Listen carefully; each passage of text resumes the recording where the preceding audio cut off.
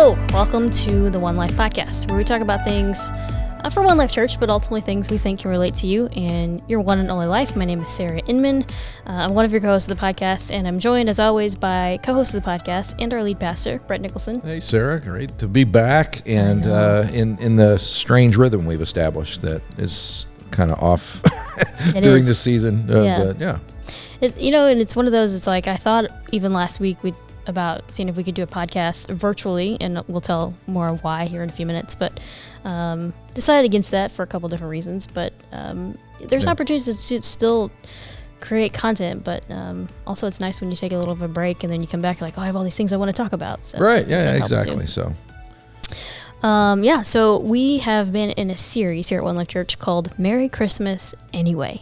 Which just is fun in a sense. I mean, I know there's a lot of different things you can think about that, and obviously it's a little bit, a little bit of humor in there in a sense of thinking about like of all the things that have happened this year. Well, Merry Christmas anyway, because it's still happening.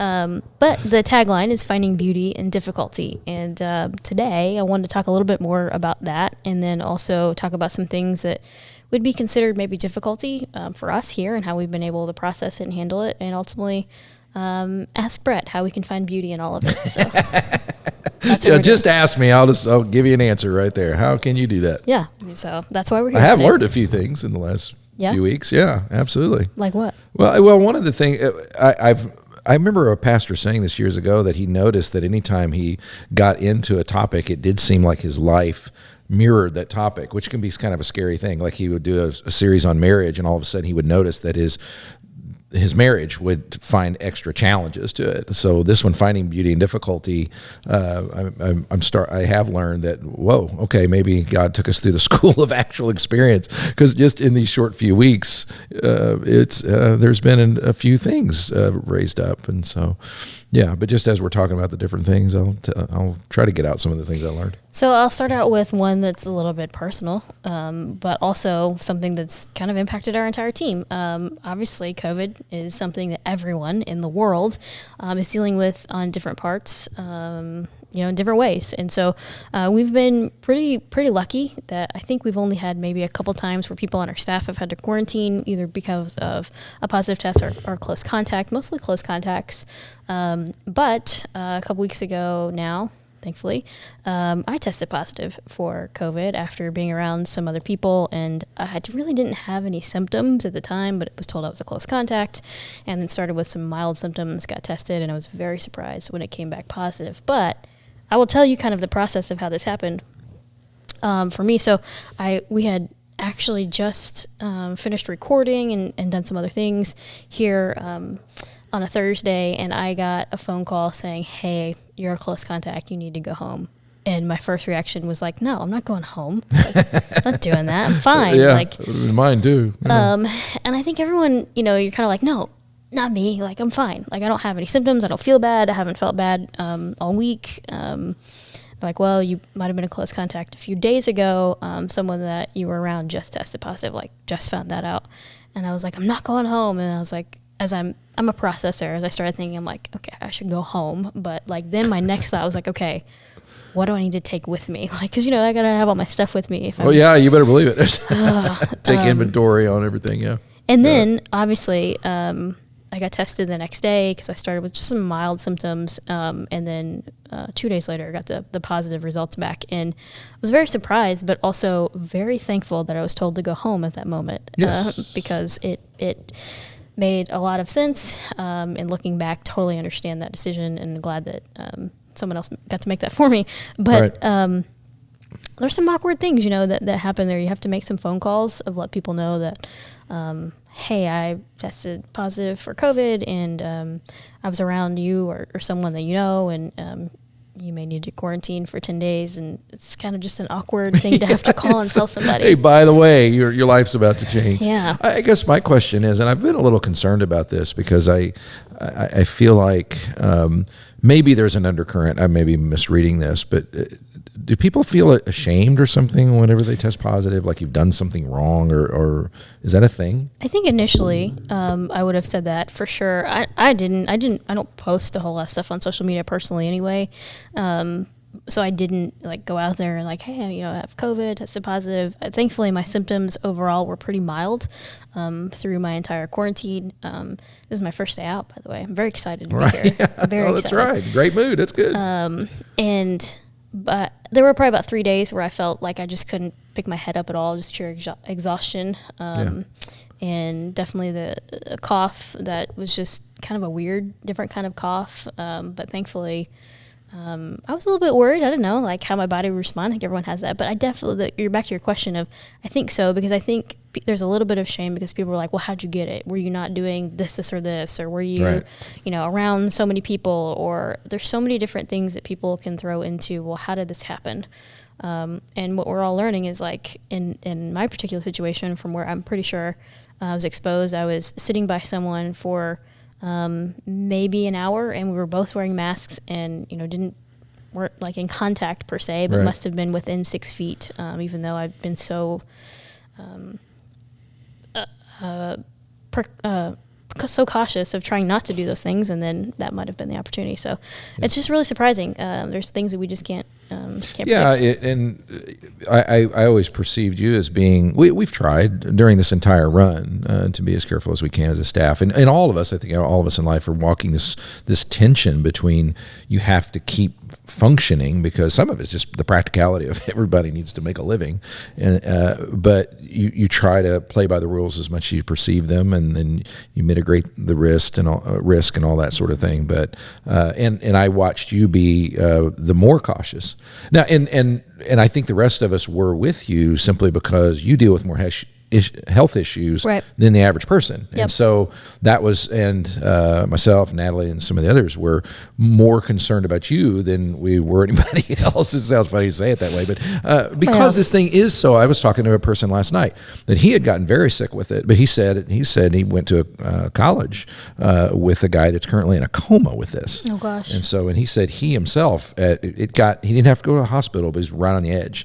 And then we've all heard those stories. I mean, some people just kind of take it in stride, barely have anything, they lose a little bit of taste, but we knew with some of your health issues that could turn really bad really fast, and so there were a lot of precautions taken in light of that, and still, so that's why I'm hoping that people don't feel ashamed, because I think it's just one of those things. I think there's things you can do, obviously, but it's hard to just be perfect at this stuff all the time, and no one really knows exactly how it travels and why it travels to one person to the other, and that sort of thing. And yeah, a couple things I'll add there. I definitely a little bit concerned. I'm on some medicine that suppresses my immune system, so I'd be what you'd call immunocompromised in certain situations, but also, who knows? Maybe that's what helped it. I don't know. Like, there's different information out there saying that. I actually was reading some studies that were happening that some people are on similar medicine all had mild symptoms, because the way that the medicine works, it works to basically keep my Crohn's disease in remission. That it could be doing the same thing, where it just tells your body to kind of chill out a little bit, and your immune system doesn't work so hard and have all these symptoms that make you very sick. Now, I have absolutely no medical proof of any of that, but I don't know, maybe it helped, or maybe it didn't, but either way, I'm very, very thankful. But I would say another reason why people shouldn't be ashamed is I had multiple people really show up and take care of me, and not there physically, but dropping off things at my house. The Nunn family, who I'd love to chat a little bit more about here later, first people dropped off a ton of things for me, just things that were so helpful in being able to make sure that I had plenty of snacks and fluids and food. And I had another friend brought 10 of the quarts of Gatorade. Oh man, I'm set. I'm stocked. Really? Yeah. Wow. Yeah, that's like a luxury. Yeah. And so that's another reason, like seeing beauty in some of those difficulties, seeing people show up that say, hey, I really want to. And I think that's the other thing I noticed in myself is a lot of times, like if a friend of mine is saying like, oh, I'm sick, I'm like, do you need anything? Like, I genuinely want to help, but we all just say, no, I'm fine, because we don't want to inconvenience. Exactly, yeah. And so this time I was like, actually, I could use this. And they're like, I would love to bring that to you. So that's right, yeah, because I know I can't go out and shouldn't go out. So now that you mention it, if you are going to do that, when it comes to the beauty and difficulty thing, as I've kind of watched through the years, whether myself going through something or in the in the pastoral role, you tend to walk with people through different things. And so I've watched, terminally ill situations and all those things. But and people always wonder, why is this happening, or what is the good in it?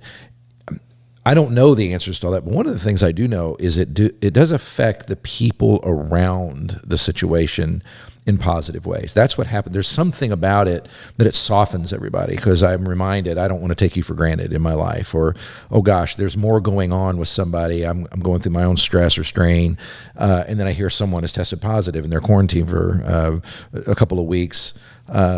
That shifts my mind off of me and onto them. And so just those things like that, it is a positive thing that happens to people. People soften a lot during whatever crisis they happen to see others going through.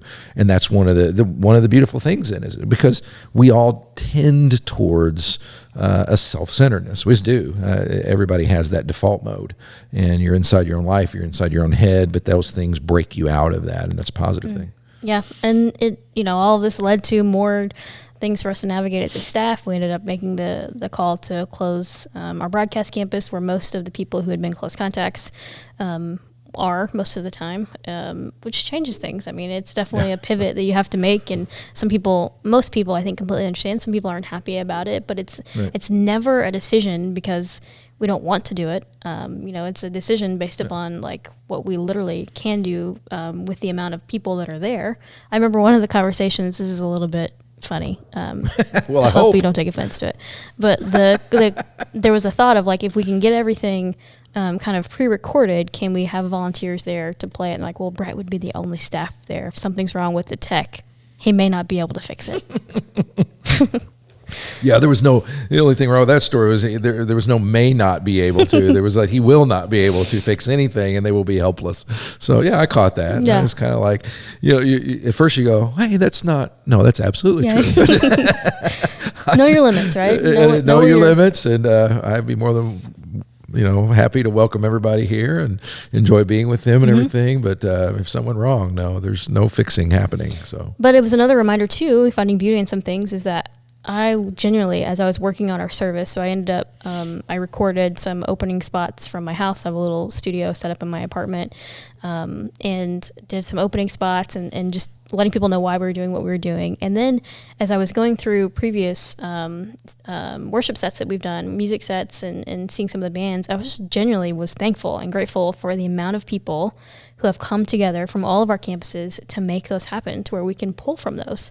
Yes. And it's not just the people you see on the camera, it's the people behind the camera and people in the booth and people making it sound good, and people making sure it looks good, and another person walking around just saying like, hey, can we move that water bottle off stage so it doesn't look weird up there? There's so many things that have happened that we were able to then, in this situation, create another opportunity for people to worship. Yeah, that's what I wish everybody knew. They had a greater understanding of, and maybe appreciation for, the fact that for everything you see on the screen, there's just there's so many things that are not happening on the screen that make that possible. And people, that's the other beautiful thing that I found through all this, was people responding, people doing all the pivoting that you have to do and changing up. Or why don't we do this? Well, we could try that.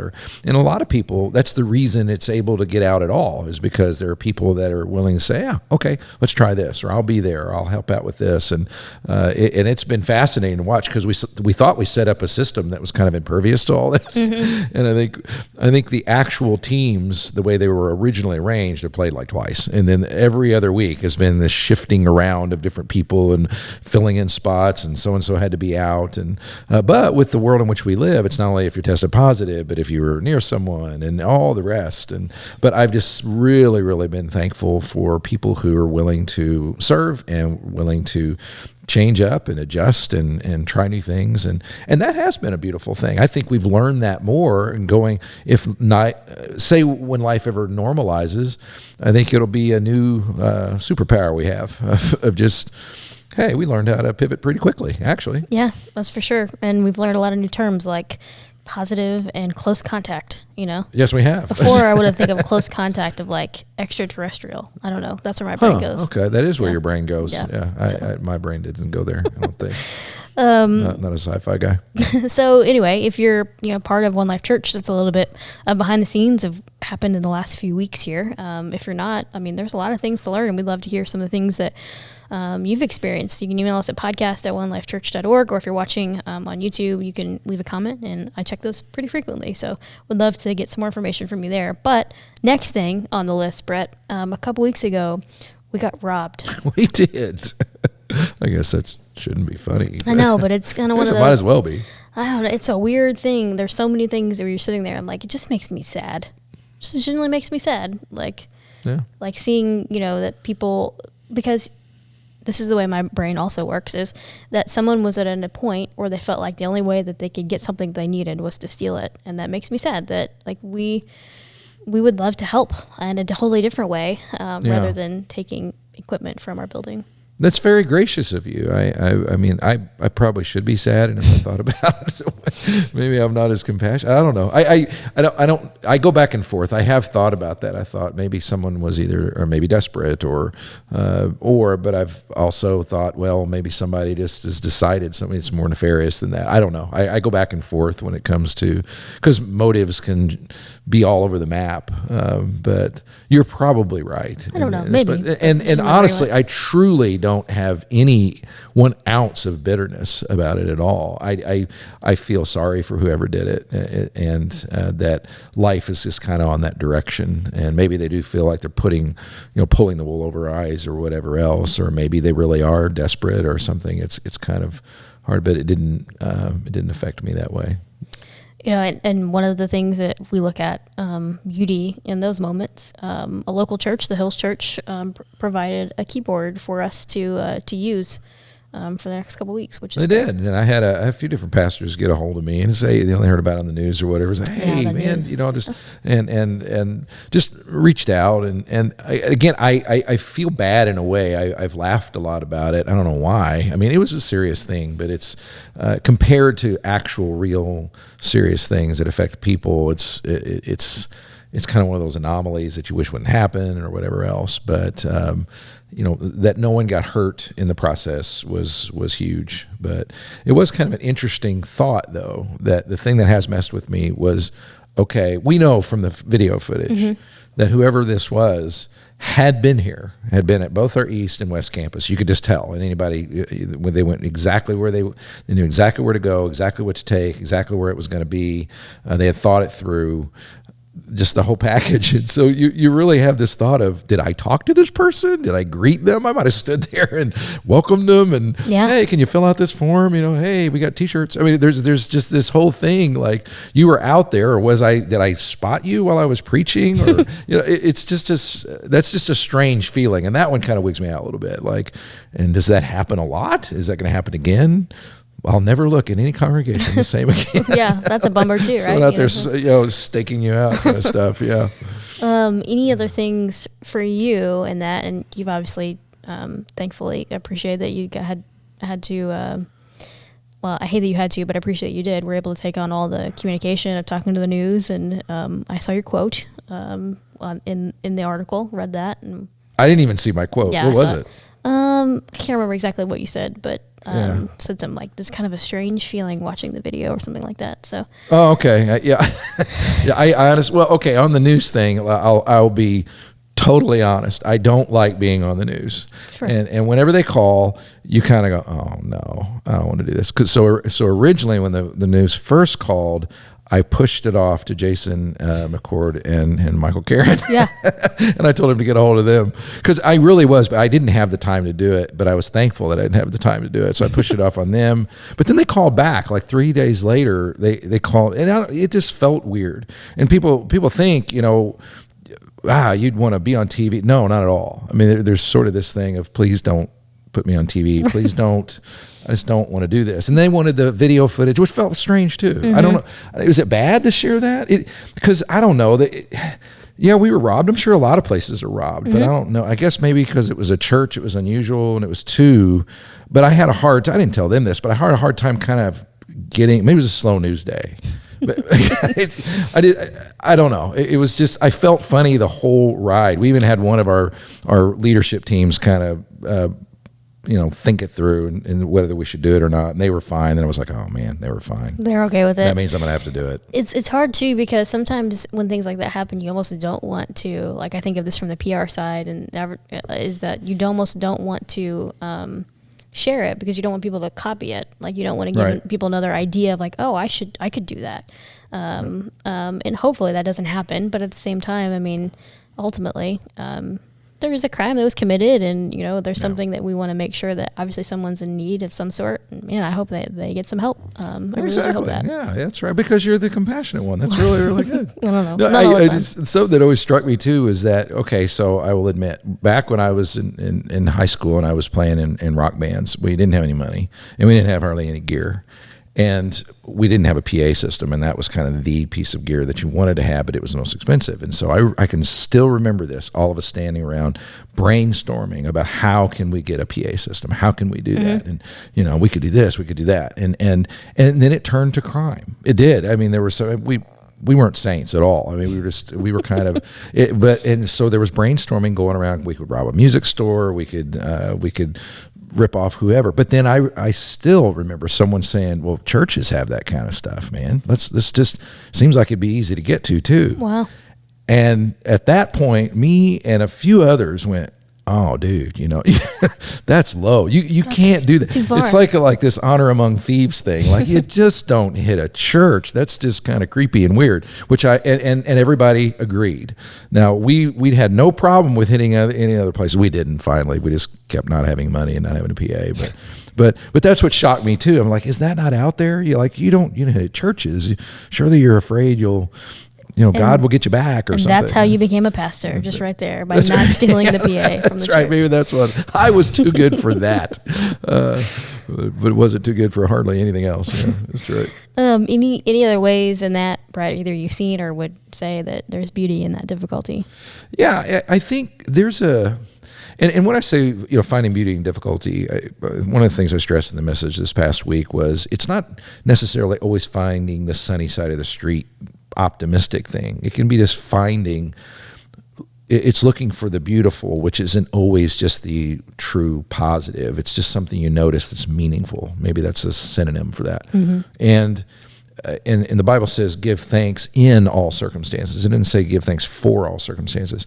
So what I mean by that is basically there's always something to see that where you can see meaning or some kind of good in there somewhere. And so, I noticed with our staff, as we got word out, and then we're all on GroupMe, and there's a mix of, oh my gosh, and can you believe it? Merry Christmas anyway. That became the joke. Jokes, and then people start sending memes, and there's this sort of, it's a collective experience that somehow does, because we've experienced that together, that draws us even closer than we would have been before. And it's true of One Life as a whole. I mean, that's a thing that we went through in December of 2020. Yeah, we got robbed and someone threw bricks through windows. And that's what happens with families. That's what happens with friends. Even when you go through a tough time, that shared experience is what's building your overall, the beauty of your relationship that you'll talk about years later. Because you ever notice some of your funniest stories are around, remember that time we were driving to so-and-so and the tire blew out and we had to sit to the side of the road you tell kind of the bad things, but they're part of the thing that actually make your relationship have depth and dimension. And so I think that was kind of one of the things as I watched us banter back and forth. Because again, no one was hurt. Yeah. So it was like, and there was a little bit of this investigative thing. You were talking about that? Yeah, okay. I want to find out. I want to figure it out. Yeah. I want to be one of those detectives. Yeah. You have that. And so we were all kind of theorizing. We had some theories that were really hot for a while. And then we will admit, we thought for a while it was somebody that had a code. So that was part of our evidence. But then that's a failed theory. So there's just all that sort of thing can be a relationship builder and a deepener. That's a good point. I never thought of it that way. But good. See, aren't you glad you came today? I am. I'm glad. Very glad I'm here. Very glad you're Very glad I'm here. So no matter what we talked about, it wouldn't matter to you. Yeah. And then, the last thing I want to talk about that obviously we could spend multiple episodes with this conversation and maybe will in the future. But one of our campus pastor, Ryan Nunn, who's been on the podcast multiple times, obviously one of our good friends and someone who's an incredible leader and makes a lot of what happens here at One Life happen. His mom passed away very unexpectedly this past week. And that's a whole nother thing, like dealing with loss, especially, not that loss is ever expected in some ways, but there are times where you see things changing. This was not one of those times. Right.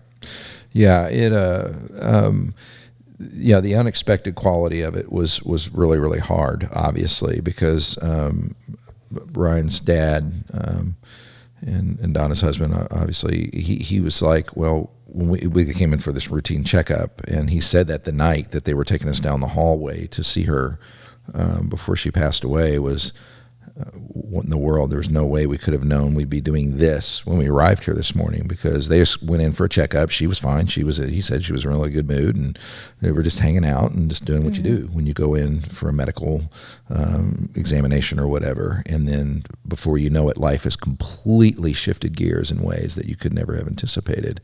And so that is the first level of hard that is really, really, really tough to deal with. And I say that, to give reference of, maybe not everyone knows who listening who Donna is. They might know Ryan, but Donna was someone very integral in One Life Church, not just being Ryan's mom, definitely someone. I was thinking quite a few stories have popped into my head since, but a couple of them are pretty funny, and I can share those. But one of the first ones that came to my mind is I think it was about 2 years ago now, we had a bit of a crisis, I guess you'd call it, some things happening just around our church, and our staff was deeply affected, and Donna and Ronnie and the prayer team from Henderson came over, and I remember them just sitting and praying with our staff, and I remember that being very impactful for me. Like, I needed that. I needed someone coming in and just saying, like, this is hard. Let us pray for you. Wow. And I said this in my opener for service this week, like anytime I was around Donna and she prayed, and she was at our staff retreat last year, and I remember her praying a couple times, she always prayed with so much boldness, like directness, like just, and Ryan's similar in that way, like you're very much like, this is what it is. Like, why not just talk to God? Like what you're thinking, like you're thinking it anyway. Exactly. Yeah. But also with so much joy for everything in life. Yes. And those are the two things that, like, for me, just the limited time I got to spend around her but was just incredible. And I'm very thankful for those moments and the ability to take those learnings, and as her family requested, to continue to love people the same way. Yeah.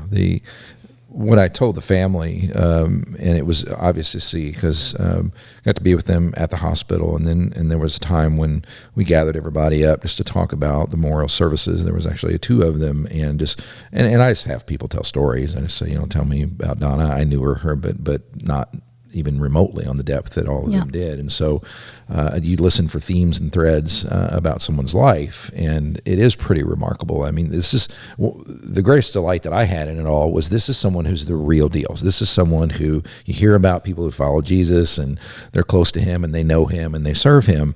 Those aren't cliches. They can be, but in her case, she was one of those people you knew for a fact it wasn't a cliche. And the thing that I like the most about it is that she was a very unique expression of that, though. I mean, this is not, I think Christian people kind of get a bad rap because they're thought of, as a caricature almost that we get on television. And she wasn't even remotely a caricature of anything you've ever met before. She was a completely unique person that was deeply faithful. By her own family called her crazy, and all kinds of other words like that. Like, she was just wild and funny and zany but deeply serious and wise, and prayed like that, and had that maturity where there were just story after story about how she served people and loved God and went on missions and just did all. Was a teacher that impacted students. The list went on and on and on and on. And that's just you talk about beautiful in the midst of tragic. You got to watch a real Christian's life on display in a way that was like, this stuff, it really is real, and it really does transform. Yeah. And I, thinking of that, that's something that I think people think of in the midst of loss. How do you find beauty in that, right? And you say that, but like also knowing that, I remember this in the service, which I got to watch online, so thankful they were able to stream it, was that they know that this is not the last time they'll see Donna. There's so many more things to look forward to in the future. And we think about life in heaven, life with God, and life together. We don't know what that'll be like, but knowing that that's not an end is something that is very different when we think about worldviews and thinking about how we view beauty and also difficulty. That changes the way we view it. Yeah, it really does. And that's very true. And I've got to have a very, front row seat to this kind of thing in many, many, many people's lives. And that is a very consistent observation that you can and should make. The more someone just truly lived for the Lord and had faith and everything, it is just different. People grieve, absolutely. Of course they do. Yeah. They grieve deeply. And I saw that. I saw a lot of tears and all those things. But there's an entire different dimension that you can't fake. That is very real, that comes out at times like that. Because Donna, they talked about how she wasn't afraid of death. She talked openly about it. She knew she was going to be with the Lord, and she would even make jokes about, if this is the time for me, make sure, and all those sorts of things. She would reference it that way, but it wasn't flippant. It was just a deep confidence that she had because she openly, truly followed the Lord and lived for Him. I'd love to, even be able to. And talk to Ryan a little bit more. I've only talked to him a few times the last few days, but talk to him more and hear some more of the things that, Ryan is someone that I know will be able to continue to share his faith as he's grieving and share how he's processing through that and use as an opportunity, just like I think his mom, has done in her life. But there's a couple funny stories that I feel like we have to share as well. For me personally, just a few that I have of Donna. One, if Ryan at all, Ryan is a prankster, right? Right. But here's the thing is you don't prank Ryan back because he will take it so far to the next level. You just don't mess with it. Okay. But I remember saying that to Donna at the staff retreat a couple years ago. And I remember her telling me, "Oh, don't you worry about him. We'll figure it out. We'll get something on him." And I just remember thinking, I think she might be even further level than Ryan. That's the definite impression I got from listening to everybody. And then the other funny one, I laugh about it, was Donna had always told me that she was praying for a husband for me. She was working on that for me. It's just so funny. So there you go. Okay. And how would you respond when she said that? I thank you. I don't know. I loved it. What do you say? I just laughed. I'm pretty content. Hey, those prayers are still there. Yeah. You never can tell. That's right. No, she. There was a lot of that kind of thing. There was the pranking kind of. The one I told at the funeral was no one has divulged this, but she may or may not have baked X-Lax into brownies that she served at a youth group. At a youth group. She's a prime suspect. Oh my goodness. So that was pretty good. And they also there was someone that told a story today where her and her friend, when they were growing up in church, they were in the choir, and they would judge. They would get different music directors, and that if they liked them or didn't like them, if they didn't like them, they would pull pranks on them. And they literally took one of them. They didn't like him very much, and they pushed his. He had a Volkswagen, and they would get in his car and they would put it in gear, and they literally pushed it all the way down the street and parked it on the pitcher's mound at the local at the Little League while he didn't. And then snuck back in so he wouldn't know where his car was and all that. I said, on the pitcher's mound? They said, yeah, put it on the pitcher's mound. So she was that way. Yeah. And at the same time, she the beauty in it all is what I get to learn.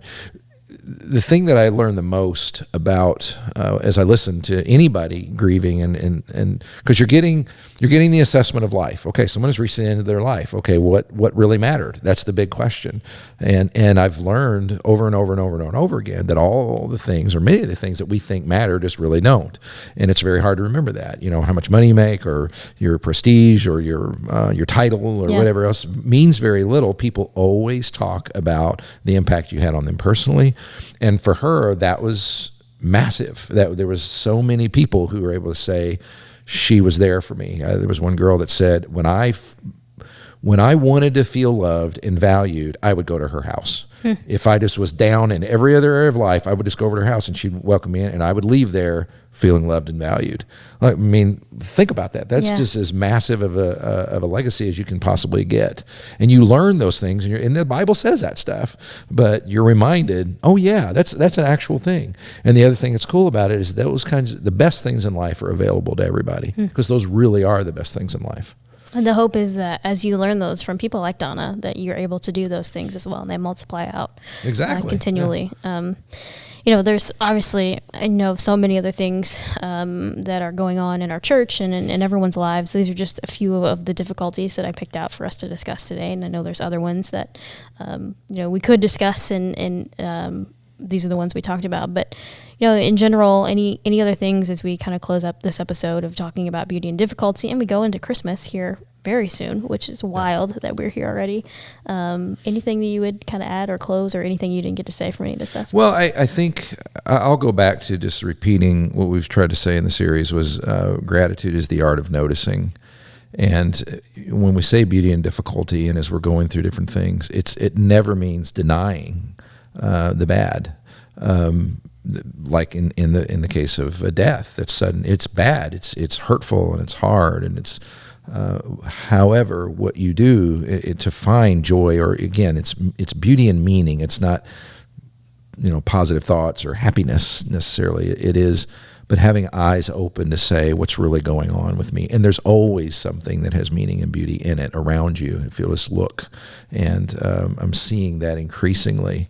And someone like Donna in her life, just how her family responded. Ronnie stood over her body there at the hospital and said, "You know what?" He said, "We were married for 45 years, and I'm so thankful that we didn't spend it, bickering and carrying on like we could have." And he said, "I have good memories from this." And I thought, wow, that's, you can't ask for much more than that. And so even if you go through a day where you didn't bicker or carry on, or if you did, it was kind of in good fun, be thankful for that and hold on to those things, because that's the stuff that life is really made of. Wow, that's good.